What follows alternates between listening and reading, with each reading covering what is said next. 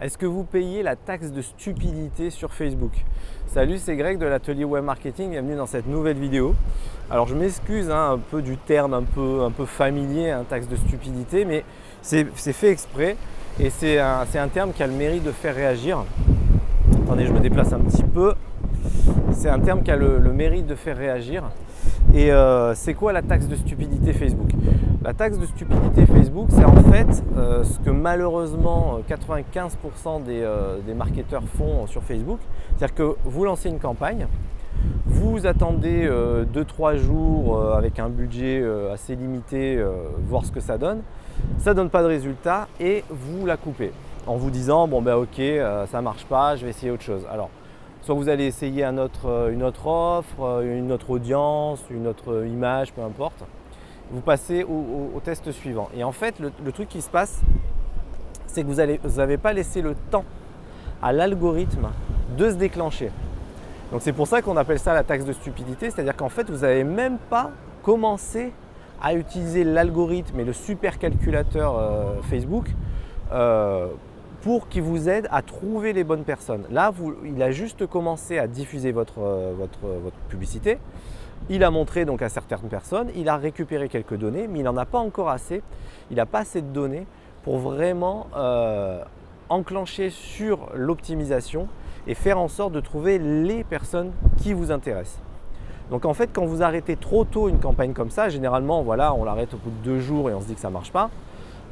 Vous n'utilisez pas l'algorithme, donc vous avez juste jeté votre message comme ça sur Facebook. Ça n'a rien donné, vous arrêtez tout et vous vous dites que ça ne marche pas. Donc c'est pour ça qu'on dit taxe de stupidité, c'est parce qu'en fait, vous n'avez pas commencé à utiliser la publicité Facebook. Parce que moi, quand je dis utiliser la publicité Facebook, j'entends bien entendu utiliser la puissance de l'algorithme Facebook pour montrer aux bonnes personnes notre message.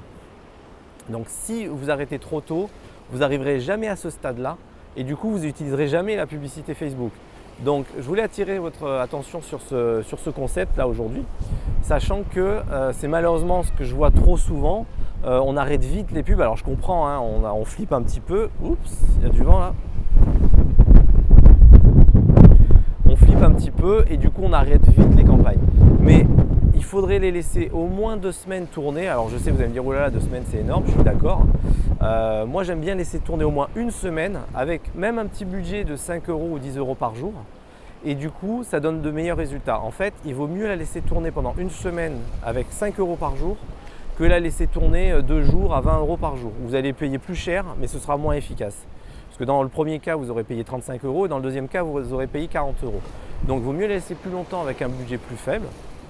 Si vous pouvez un peu plus élever, c'est mieux parce que ça donne accès à plus de monde évidemment. Mais il vaut mieux lui laisser le temps parce que évidemment les jours de la semaine ne sont pas les mêmes.